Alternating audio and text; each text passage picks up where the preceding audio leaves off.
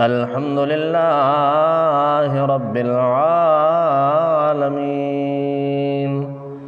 والصلاة والسلام على سيد الأنبياء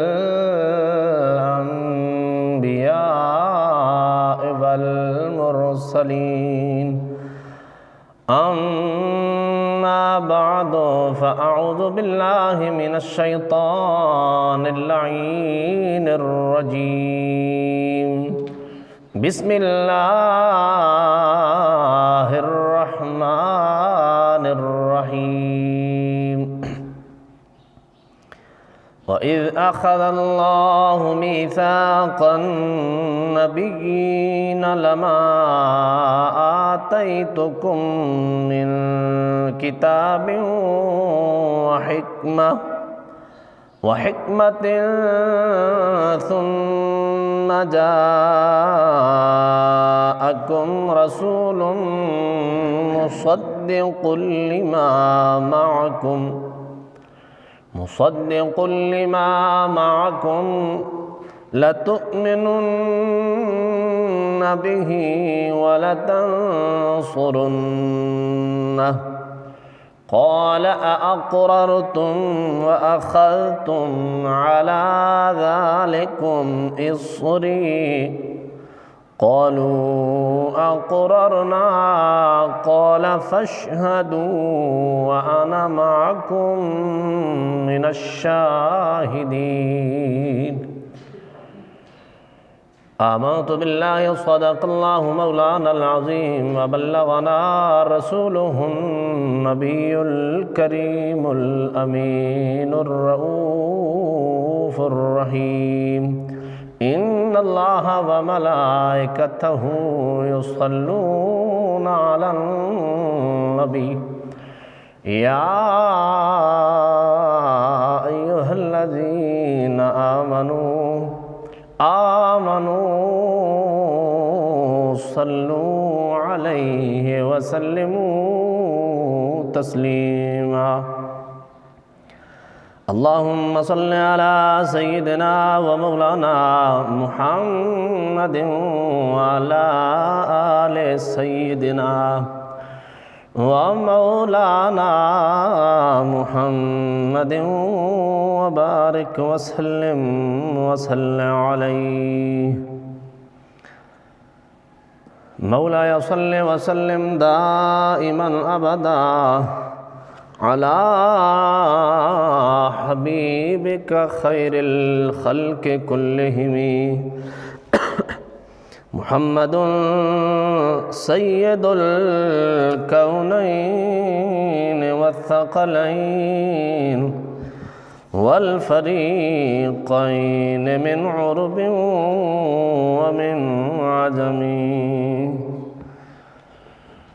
هو الحبيب الذي ترجى شفاعته لكل هول من الأهوال مقتحم فإن من جودك الدنيا وذرتها ومن علومك علم اللوح والقلم نہایت واجب الاحترام ذی وقار سامعین اکرام، اللہ تبارک و تعالی کا لاکھوں کروڑوں احسان ہے جس خالق و مالک نے ہمیں اپنے پاک گھر میں آنے کی توفیق عطا فرمائی۔ برادران اسلام، رجب المرجب کا بابرکت مہینہ اپنی منزل کی طرف رواں دواں ہے۔ اس ماہ کی 13 تاریخ کو حضرت علی المرتضیٰ شیر خدا حیدر کرار کرم اللہ تعالی وجہہ الکریم کی ولادت ہے۔ اسی حوالے سے میں آپ حضرات کے سامنے حضرت شیر خدا رضی اللہ تعالی عنہ کی شان کے حوالے سے چند ایک احادیث مبارکہ پیش کروں گا، پھر جس طرح ہم قرآن کریم کی تلاوت کرتے ہیں، ترجمہ و تفسیر کرتے ہیں، پھر اپنے موضوع کی طرف آئیں گے۔ حضرت علی المرتضیٰ شیر خدا رضی اللہ عنہ کی شان کی پہلی حدیث مبارکہ سماعت فرمائیں۔ حدیث پاک میں آتا ہے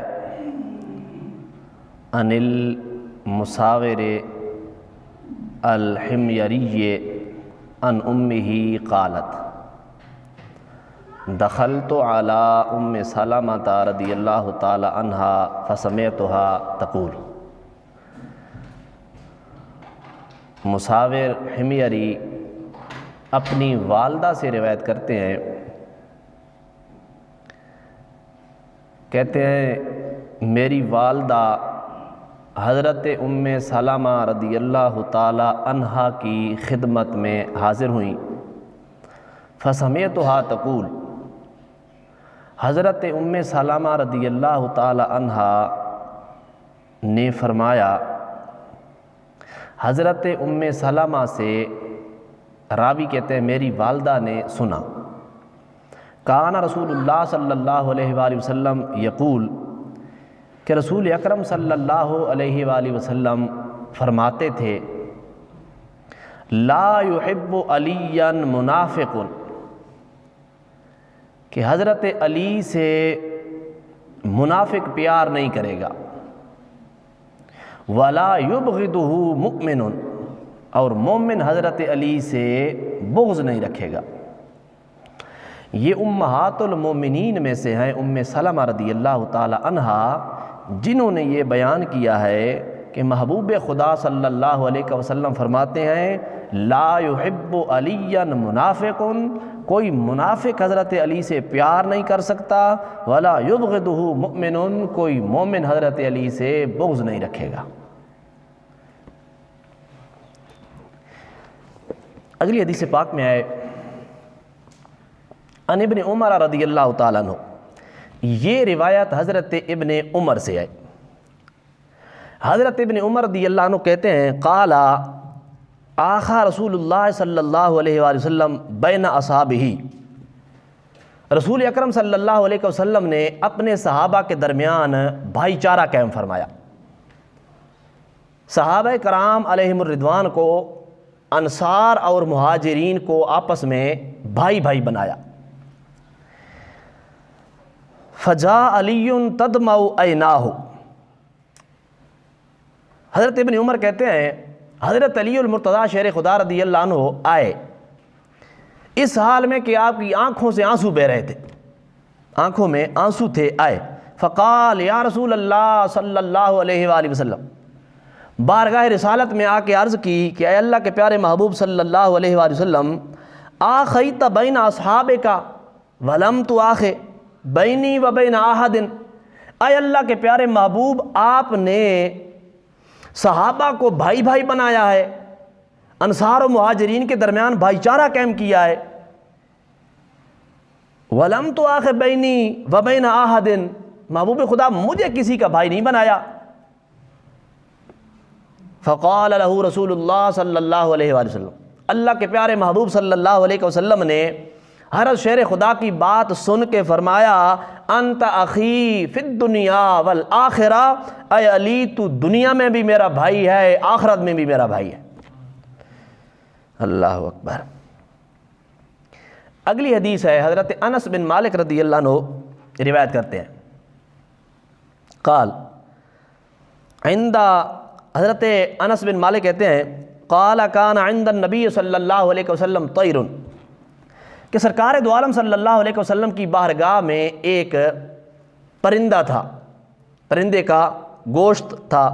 فقال، سرکار دو جہاں صلی اللہ علیہ وسلم نے اللہ کی بارگاہ میں یہ دعا مانگی، عرض کی اللہم ائتنی بحب خلقک الیک یأکل معی ھذا الطیر، دعا مانگی اللہم، اے اللہ ایسے بندے کو میرے پاس بھیج، اپنی مخلوق میں سے ایسے بندے کو میری طرف بھیج، جو مجھے تیری مخلوق میں سب سے زیادہ پسند ہے، سب سے زیادہ پیارا ہے، سب سے زیادہ اچھا مجھے لگتا ہے، اس بندے کو میرے ساتھ بھیج۔ کیوں؟ فرمایا یأکل معی ھذا الطیر، تاکہ اس پرندے کا گوشت میرے ساتھ کھائے۔ سرکار دو جہاں صلی اللہ علیہ وسلم نے یہ دعا فرمائی۔ فجاء علی فاکل معہ، حضرت علی مرتضیٰ سرکار نے یہ دعا مانگی تو حضرت علی مرتضیٰ شیر خدا رضی اللہ عنہ آ گئے، فاکل معہ، اور وہ گوشت پرندے کا سرکار کے ساتھ حضرت علی نے تناول کیا۔ تو یہ حضرت علی المرتضیٰ شیر خدا رضی اللہ عنہ کو اللہ کریم نے یہ مرتبہ اور مقام عطا فرمایا ہے۔ اللہ تبارک و تعالی ہم سب کو اہل بیت اطہار کی سچی پکی غلامی اور محبت عطا فرمائے۔ اللہ کریم نے ارشاد فرمایا وَإِذْ أَخَذَ اللَّهُ، اور اس وقت کو یاد کرو کہ جب اللہ تبارک و تعالی نے عہد لیا، میثاق پکا وعدہ لیا، کن سے؟ النبیین، نبیوں سے۔ اللہ کریم نے نبیوں سے وعدہ لیا لما آتیتکم من کتاب و حکمہ، کہ جب میں تمہیں عطا کر دوں کتاب اور حکمت، ثم جاءکم رسول، پھر تمہارے پاس عظمت والا، شان والا، مقام والا رسول آ جائے، مصدق لما معکم، جو تمہارے پاس کتابیں ہیں ان کی وہ تصدیق کرنے والا ہو، لتؤمنن بہ ولا تنصرن، تمہارا کام کیا ہے کہ تم اس کے اوپر ایمان بھی لے آنا، ان کی مدد بھی کرنا۔ یہ اللہ تبارک و تعالی نے بیان فرمایا۔ آگے فرمایا قال اقررتم، کیا تم نے اقرار کر لیا اس بات کا؟ وَأَخَذْتُمْ عَلَىٰ ذَلِكُمْ مِصْرِي، اور میرا یہ بھاری ذمہ تم نے اٹھا لیا ہے۔ قالوا اقررنا، سب نے کہا ہاں مالک ہم نے اقرار کیا۔ قال فاشهدوا، اللہ کریم فرمایا پھر گواہ ہو جاؤ، گواہ بن جاؤ۔ وَأَنَا مَعَكُمْ مِنَ الشَّاهِدِينَ، میں بھی تمہارے ساتھ گواہوں میں شامل ہوں، میں بھی اس بات کے اوپر گواہ ہوں۔ یہ اللہ تبارک و تعالیٰ نے اپنے محبوب کریم صلی اللہ علیہ وآلہ وسلم کو یہ بات ارشاد فرمائی۔ دیکھیں اللہ تبارک و تعالیٰ کو اپنے محبوب سے کتنا پیار ہے، کتنا لگاؤ ہے کہ ابھی تک محبوب آیا نہیں، اللہ کریم پہلے ہی انتظامات فرما رہے ہیں۔ حالانکہ مالک ہے، خالق ہے، لیکن اس کے باوجود اللہ تبارک و تعالی کیا فرما رہا ہے؟ اپنے محبوب کی آمد سے، بھیجنے سے پہلے انبیاء کو جمع کر لیا، انبیاء سے وعدہ لیا کہ تمہیں میں کتاب دوں گا، حکمت دوں گا، عظمت دوں گا، شان دوں گا، تمہاری امت ہوگی، تمہاری حکومت ہوگی، تمہارے غلام ہوں گے، تمہارے چاہنے والے ہوں گے، تم سے پیار کرنے والے ہوں گے۔ لیکن ثم جاءکم رسول، جب شان والا، عظمت والا، مقام والا میرا رسول آ گیا تو تم نے ساری چیزوں کو سائڈ پہ کر دینا ہے، میرے رسول کی غلامی میں آ جانا ہے۔ یہ اللہ تبارک و تعالیٰ نے اپنے رسول کی آمد سے پہلے انبیاء سے وعدہ لیا، اور علماء فرماتے ہیں کہ اس میں امتیں بھی شامل ہیں، کہ ہر نبی نے اپنی امت سے یہ وعدہ لیا کہ اگر تمہاری زندگی میں، تمہاری موجودگی میں اللہ کے آخری محبوب جلوہ گر ہو گئے تو تم سب نے ان کی غلامی بھی کرنی ہے، ان کی خدمت بھی کرنی ہے، سارے ان کے قدموں میں جا کے ان کی غلامی کرنا۔ یہ انبیاء نے اپنی امتوں کو بھی سبق دیا۔ آگے اللہ کریم نے فرمایا فمن تولی بعد ذالک، جس نے منہ پھیرا اس کے بعد، روگردانی کی، فاولئک هم الفاسقون، تو وہ فاسقوں میں سے ہو جائے گا۔ یعنی اتنا عظمت والا کام ہے، اتنی شان والا کام ہے۔ پہلے اللہ نے کن کا ذکر کیا؟ میثاق النبیین، یہ وعدہ نبیوں سے لیا ہے، ظاہر نام تو نبیوں کا ہے، اگرچہ علماء کہتے ہیں امت بھی شامل ہے، چونکہ نبی معصوم ہوتے ہیں۔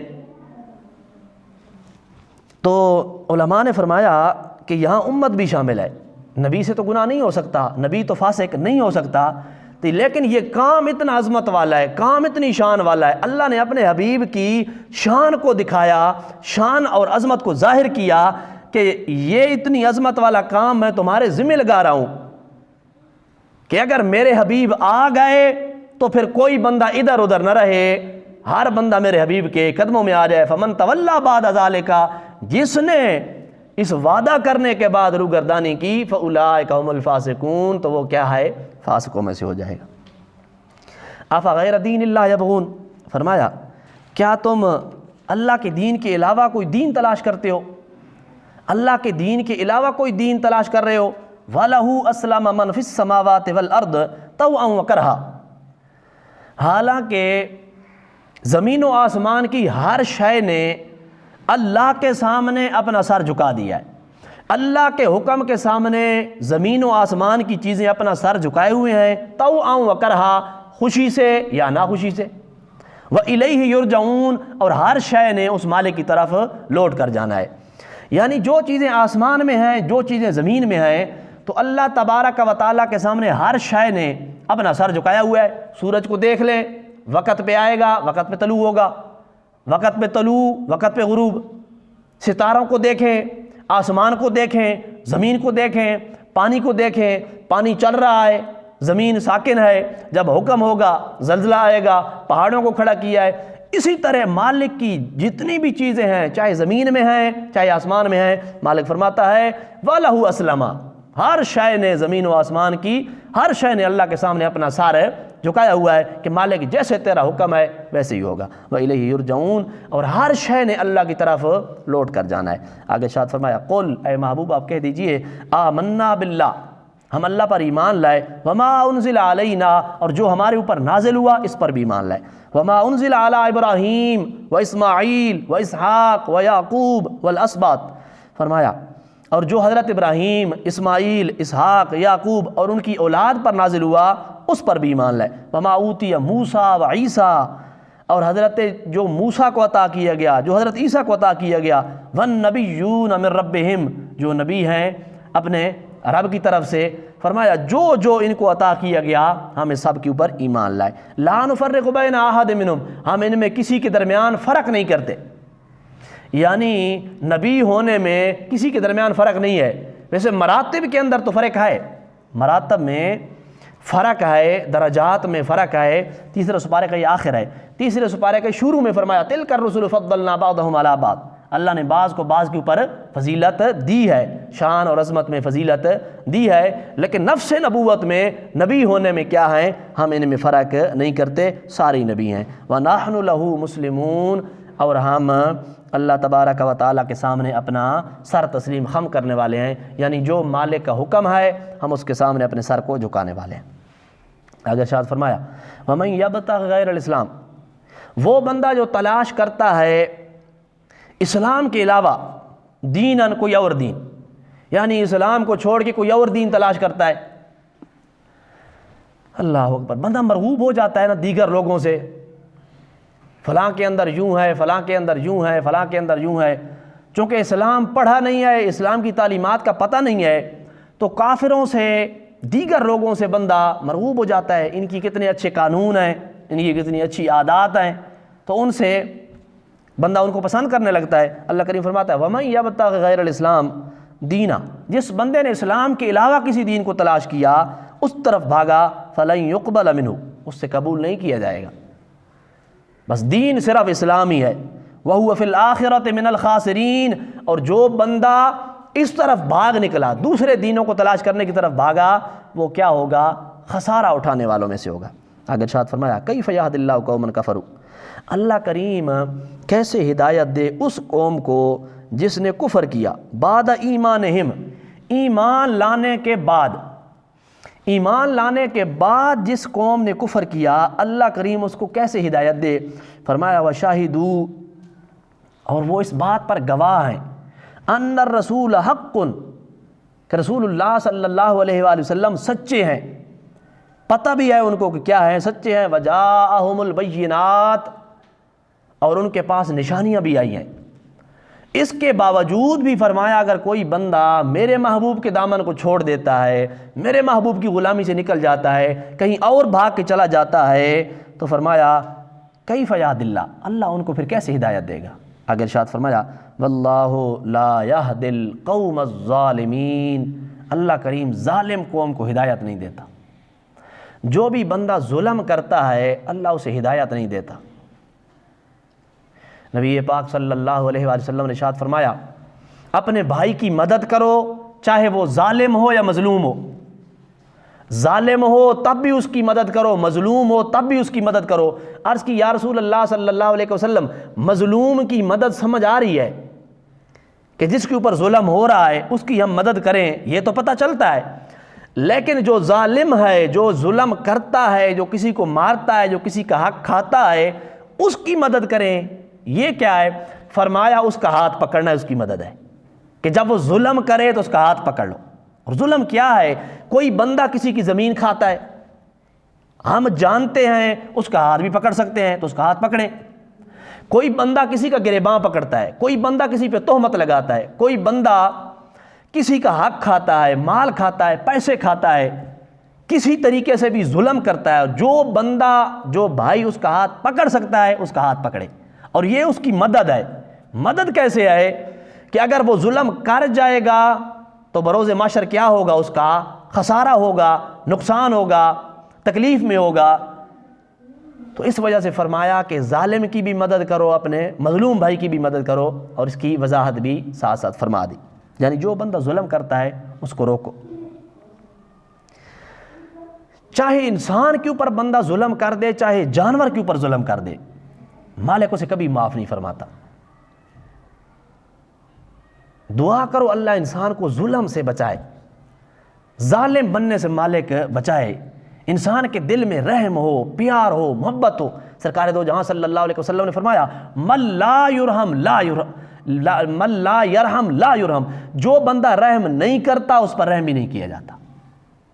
بندے سوچتے ہیں پتہ نہیں میں نے کیا کیا ہے، میرے اوپر مصیبتیں آ رہی ہیں، پتہ نہیں مجھ سے کیا ہوا ہے، لیکن وہ جانچ پڑتال نہیں کرتا کہ وہ کیا کر رہا ہے۔ کتنے غریبوں کا اس نے دل جلایا ہے، کتنے غریب لوگوں کو اس نے دکھ دیا ہے، تکلیف دی ہے۔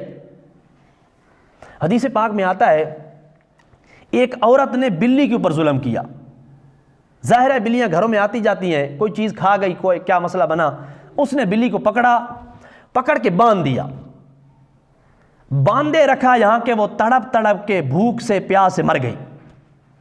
سرکار دو جہاں صلی اللہ علیہ وسلم نے فرمایا اس ظلم کی وجہ سے اللہ نے اس عورت کو دوزخ میں بھیج دیا، اللہ نے اس عورت کو اس ظلم کی وجہ سے دوزخی بنا دیا۔ تو خود غور کریں، جو بندہ بلی کے اوپر ظلم کرے تو نہ اس کی نماز دیکھی گئی، نہ روزہ دیکھا گیا، نہ حج دیکھی گئی، نہ زکوٰۃ، کچھ بھی نہیں دیکھا گیا۔ جب اللہ کی مخلوق کے اوپر ظلم کیا تو اللہ کریم نے اس کو اپنی دربار سے بھگا دیا، راندہ درگاہ کر دیا۔ تو جو انسانوں کے اوپر ظلم کرے، اللہ کی اشرف المخلوقات کے اوپر ظلم کرے، اس کے ساتھ کیا ہوگا خود سوچیں۔ اور جو بندہ رحم کرتا ہے، اللہ کی مخلوق سے پیار کرتا ہے، اللہ بھی اس سے پیار کرتا ہے۔ حدیث پاک میں آتا ہے ایک عورت تھی بدکاری کرنے والی عورت، مشہور تھی زمانے میں، وہ جا رہی تھی کہیں، نیت بھی اور تھی اور ارادے سے جا رہی تھی، اس نے دیکھا ایک کنویں کے پاس ایک پیاسا کتا پڑا ہے جو پیاس سے ہانپ رہا ہے، جس نے اپنی زبان باہر نکالی ہے، پیاس کی وجہ سے تڑپ رہا ہے۔ اس نے کیا کیا؟ اپنا جوتا اتارا، کنویں سے پانی نکالا، اس کتے کو پانی پلایا۔ اللہ کو کریم کو اس کا رحم دل ہونا اور کتے کو پانی پلانا اور مخلوق کے اوپر رحم کرنا اتنا پسند آیا کہ مالک نے اس کو اس عمل کی وجہ سے معاف کر دیا۔ حالانکہ عورت کیا تھی؟ بدکار تھی، لیکن اس کے باوجود اللہ کی مخلوق پہ رحم کیا، اللہ کریم نے اس کو معاف کر دیا۔ تو یہ اللہ کی مخلوق سے پیار کرنا یہ ایک ایسا نسخہ ہے کہ انسان کے گناہوں کو صاف کر دیتا ہے۔ مالک نے فرمایا واللہ لا یہدی القوم الظالمین، اللہ ظالم قوم کو ہدایت نہیں دیتا۔ جو بندہ ظلم کرتا ہے نا، اللہ کریم اس کو ہدایت نہیں دیتا، اور جو بندہ رحم کرتا ہے اللہ اس سے پیار فرماتا ہے۔ ایک اور حدیث پاک میں آتا ہے ایک بندہ جس نے دیکھا راستے کے اوپر درخت ہے اور درخت کی ایک شاخ ہے جو مسافروں کو تنگ کرتی ہے، آنے جانے والے بندے اس سے تنگ ہوتے ہیں، تکلیف ہوتی ہے۔ تو اس نے جب دیکھا تو ارادہ کیا کہ اگر مجھے وقت ملا نا صبح، اب تو رات ہو گئی، وقت گزر گیا، وقت ملا تو شاخ کو کاٹ دوں گا تاکہ مسلمان آرام سے سکون سے گزرے یہاں سے، اللہ کی مخلوق کو آرام پہنچے، سکون پہنچے۔ مخلوق کے سکون کے بارے میں اس نے دل میں سوچا، گھر چلا گیا، سو گیا، لیکن قسمت ایسی تھی کہ اٹھ نہ پایا۔ فقط نیت کی تھی نیکی کی، ارادہ کیا تھا نیکی کا، ارادہ کیا تھا مخلوق کو فائدہ پہنچانے کا، بھلے کا ارادہ کیا تھا، بھلا کر نہ سکا، نیکی کر نہ سکا۔ عزرائیل آ گئے، روح قبض ہو گئی۔ جب دنیا سے رخصت ہو گیا تو مالک نے فرمایا کہ اس بندے نے میری مخلوق سے بھلائی کا سوچا تھا، لہٰذا میں اس کو معاف کرتا ہوں۔ لیکن جو بندہ نیکی کر نہ سکا، صرف سوچا نیکی کے بارے میں، مخلوق کے خدا سے بھلائی کا سوچا، اللہ نے اس کو بھی معاف کر دیا۔ اللہ اکبر۔ آگے ارشاد فرمایا اولئک جزاؤہم ان علیہم لعنت اللہ والملائکۃ والناس اجمعین۔ یہی لوگ ہیں، یعنی جن لوگوں نے اللہ کے محبوب کو پہچانا، گواہ بھی بنے اس بات پہ، آپ کی شان کو بھی دیکھا، آپ کی عظمت کو بھی دیکھا، آپ کی انگلیوں سے، مبارک انگلیوں سے پانی نکلتے ہوئے دیکھا، چاند کے 2 ٹکڑے ہوتے ہوئے دیکھے، تھوڑا سا کھانا پورے لشکر کے اوپر پورا ہوتے ہوئے دیکھا، سنا۔ یہ ساری عظمت کے باوجود کیا کر گئے؟ انکار کر گئے۔ فرمایا اولئک جزاؤہم، ان کی جزا یہ ہے، ان علیہم لعنت اللہ، ان کے اوپر اللہ کی لعنت ہوگی، والملائکۃ، اللہ کے فرشتوں کی، والناس اجمعین، اللہ کی ساری مخلوق کی، اللہ کے سارے بندوں کی ان کے اوپر لعنت ہوگی۔ یعنی جو محبوب خدا صلی اللہ علیہ وسلم کی شان کو پہچانتا ہے، جانتا ہے، پتہ ہے، پھر بھی بیان نہیں کرتا، پھر بھی سن کے اس کا چہرہ خوش نہیں ہوتا، خوشی کے آثار نہیں آتے، دل ہی دل میں پریشان ہوتا ہے، تو اللہ تبارک و تعالیٰ نے اس کی سزا بیان فرمائی۔ آگے فرمایا خالدین فیہا، صرف یہ نہیں ہے کہ اللہ کریم ان کے اوپر لعنت ہوگی اور مالک ان کو چھوڑ دے گا، فرمایا خالدین فیہا، وہ ہمیشہ ہمیشہ اسی حالت میں رہیں گے۔ لا یخفف عنہم العذاب، ان کے عذاب میں تخفیف نہیں ہوگی، ولا هم ینظرون، اور انہیں مہلت بھی نہیں دی جائے گی۔ یعنی جو بغاوت کر جائے، سرکار دو جہاں صلی اللہ علیہ وسلم کی غلامی سے نکل جائے، کافروں کے ساتھ مل جائے، لالچ میں آ کر پیسے کی طرف چلا جائے، محبوب خدا صلی اللہ علیہ وسلم کی غلامی کو چھوڑ دے، تو کیا ہوگا؟ فرمایا خالدین فیہا، عذاب میں ہمیشہ رہے گا، لا یخفف عنہم العذاب، مالک اس کے عذاب میں تخفیف بھی نہیں کرے گا، ولا هم ینظرون، اور کیا ہوگا؟ اللہ کریم اس کو مہلت بھی نہیں دے گا۔ آگے آ رہا ہے کہ مہلت وہ مانگیں گے۔ آگے فرمایا الا الذین تابوا، وہ بندہ جس نے توبہ کی، من بعد ذالک، اس کام کرنے کے بعد، یعنی کوئی بندہ بھاگ گیا، چلا گیا، غلامی چھوڑ گیا، وَأَصْلَحُ، اور اپنی اصلاح کر لی، آ گیا، توبہ کر لی، اپنی اصلاح کر لی۔ ایک شخص کے بارے میں آتا ہے، وہ برگاہ رسالت میں آیا، مسلمان ہو گیا، پھر کفار کے ساتھ مل گیا، چھوڑ گیا، چلا گیا، تو علماء فرماتے اسی کے بارے میں یہ آیت آئی ہے کہ اس نے پھر کیا کیا؟ توبہ کر لی۔ جب جانچ پڑتال کی، جب سوچا کہ محبوب خدا صلی اللہ علیہ وسلم سچے ہیں، دین اسلام سچا ہے، کیا کیا؟ تابو، اس نے توبہ کر لی، من بعد اس کام کرنے کے بعد، یعنی بھاگ جانے کے بعد واپس آ گیا، توبہ کر لی، وَأَصْلَحُ، اور اصلاح، اور جو بندہ اپنی اصلاح کر لے، فَإِنَّ اللَّهَ غَفُورٌ رَحِيمٌ، اللہ تعالیٰ بخشنے والا ہے، بہت مہربان ہے۔ توبہ کے بارے میں آیا ہے، تو جو بندہ توبہ کرتا ہے مالک اس سے بڑی خوش ہوتا ہے، مالک کو بڑی خوشی ہوتی ہے۔ جو بندہ اس کے در پہ آ جائے، اپنے گناہوں کی معافی مانگ لے، قرآن کریم میں آتا ہے فَأُولَٰئِكَ يُبَدِّلُ اللَّهُ سَيِّئَاتِهِمْ حَسَنَاتٍ، جس بندے نے توبہ کی، گناہ گار ہو، سیاہ کار ہو، بدکار ہو، گناہوں میں لتھڑا ہوا ہو، اور اللہ کی بارگاہ میں آ جائے، مالک سے معافی مانگے، سجدہ ریز ہو جائے، آنسو بہائے، مالک کے سامنے روئے، مالک مجھے معاف کر دے، فرماتا ہے اللہ کریم میں صرف اسے معاف ہی نہیں کرتا، یبدل اللہ سیئاتہم حسنات، جو وہ گناہ لے کے آتا ہے میں اس کو گناہوں کو نیکیاں بنا دیتا ہوں۔ یعنی اتنا مالک خوش ہوتا ہے کہ جو بندہ گناہ لے کے آیا تو قرآن کریم میں فرمایا یبدل اللہ سیئاتہم حسنات، جا ہم نے تیرے گناہ بھی معاف کر دیے ہیں، تیرے گناہوں کو نیکیاں بنا دیا ہے۔ اللہ اکبر۔ آگے ارشاد فرمایا ان الذین کفروا بعد ایمانہم، وہ بندہ جس نے کفر کیا بعد ایمانہم، ایمان لانے کے بعد جس بندے نے کفر کیا، ثم ازدادوا کفرا، پھر اسی کفر کے اندر آگے چلتا گیا، پھر اسی طرف بڑھتا چلا گیا، لن تقبل توبتم، فرمایا اس کی توبہ قبول نہیں ہوگی۔ جو بندہ گناہ کرتا ہی جائے، بس گناہوں میں آگے چلتا ہی جائے اور کہے کہ معافی مانگ لوں گا، ابھی تک بڑا وقت ہے، جوانی ہے، بڑا وقت ہے، معافی مانگ لوں گا، بھاگتا ہی جا رہا ہے کفر کے اندر، گناہوں کے اندر، ایک کا کھا لیا، دوسرے کا کھا لیا، ایک کو دھوکا، جھوٹ، دغا بازی، غیبت، سارے دھوکا بازیاں، سارے کام کر رہا ہے، پرواہ ہی نہیں ہے۔ فرمایا لن تقبل توبتہم، اللہ اس کی توبہ قبول نہیں کرے گا۔ یعنی جس کو خیال ہی نہیں ہے، ہو سکتا ہے موت آ جائے، مالک نے کوئی وقت مقرر نہیں کیا، کوئی پتہ نہیں ہے، نہ جوانی کا نہ بڑھاپے کا، ہم انتظار میں ہیں، بڑھاپا آئے گا تو توبہ کریں گے۔ تو ہمارے سامنے ہمارے کتنے جوان دوست چلے گئے، مہلت نہیں ملی۔ فرمایا لن یؤخر اللہ نفسا اذا جاء اجلها، جب وقت آئے گا مالک تمہیں پھر وقت نہیں دے گا۔ فرمایا واولئک هم الضالون، اور یہی لوگ کیا ہیں؟ گمراہ ہیں۔